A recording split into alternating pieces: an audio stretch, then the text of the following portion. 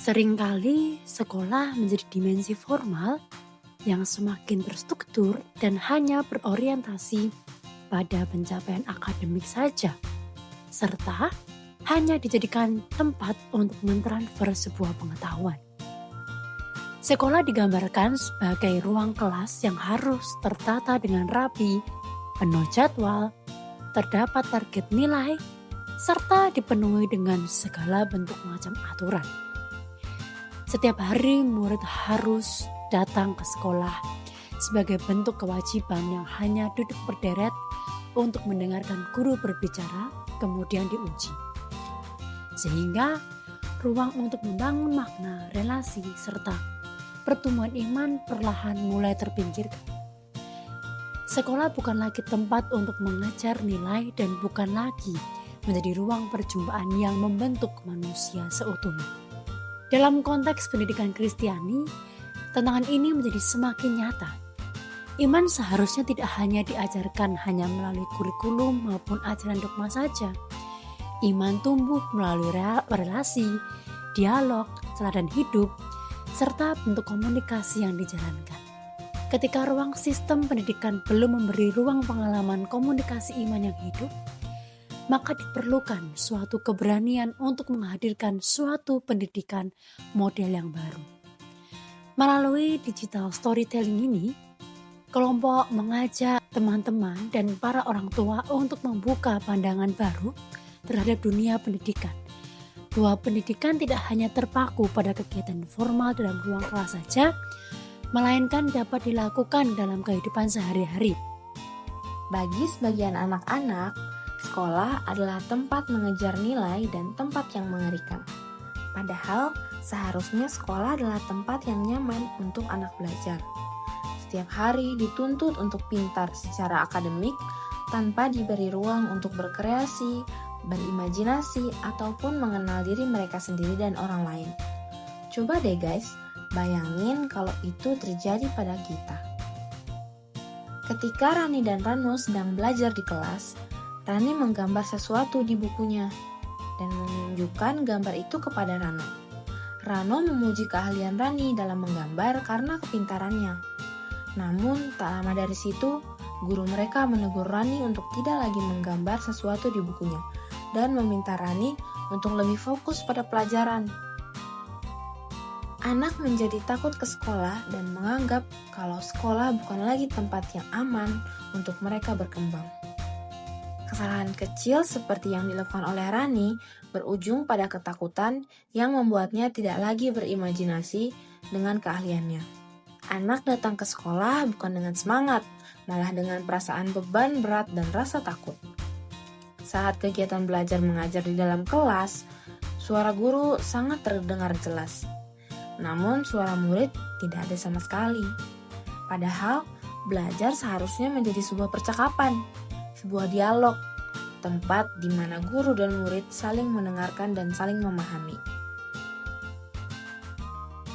Di kelas itu, Rani dan Rano sebenarnya tidak membutuhkan pelajaran tambahan atau aturan baru.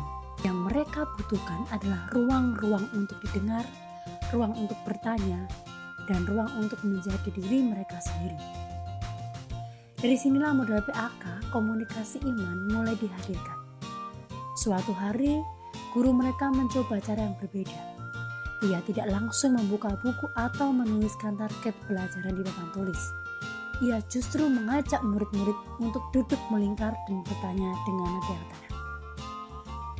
Apa hal yang paling berkesan bagi kalian minggu ini? Pertanyaan sederhana itu mengubah suasana kelas. Rani yang biasanya menunduk mulai berani untuk mengangkat tangan. Ia menunjukkan gambar yang sering dibuat diam-diam di bukunya. Kali ini tidak ada teguran. Guru hanya tersenyum dan berkata, "Ceritakan tentang gambarmu, Rani." Saat Rani bercerita, kelas menjadi hening.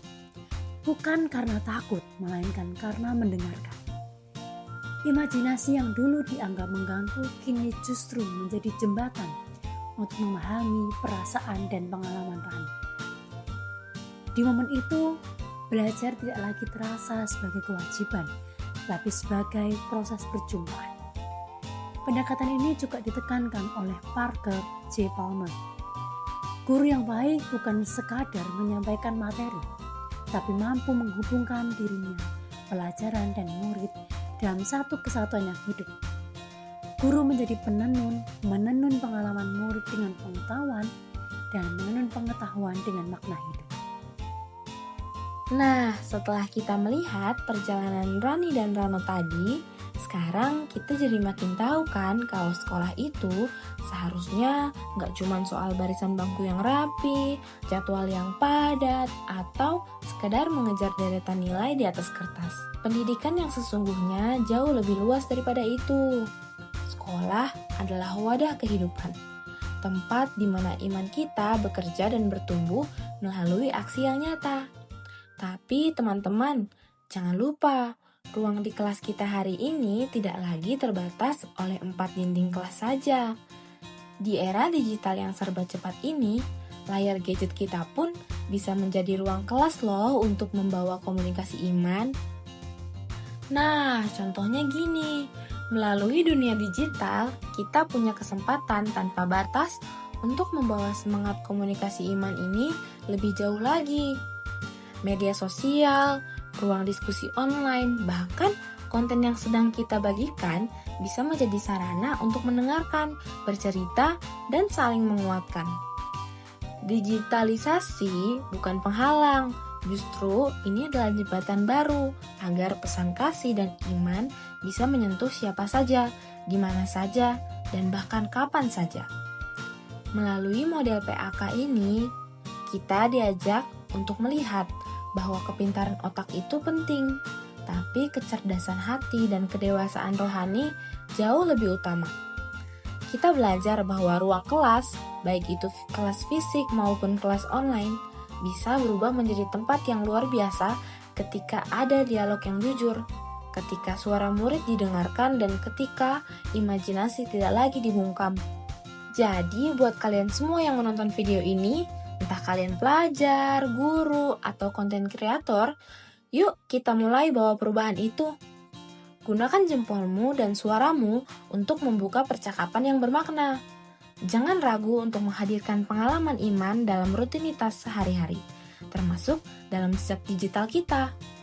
Karena saat kita berani berkomunikasi dengan kasih, saat itulah pendidikan sedang menjalankan misi sejatinya, yaitu memanusiakan manusia di dunia nyata maupun dunia digital.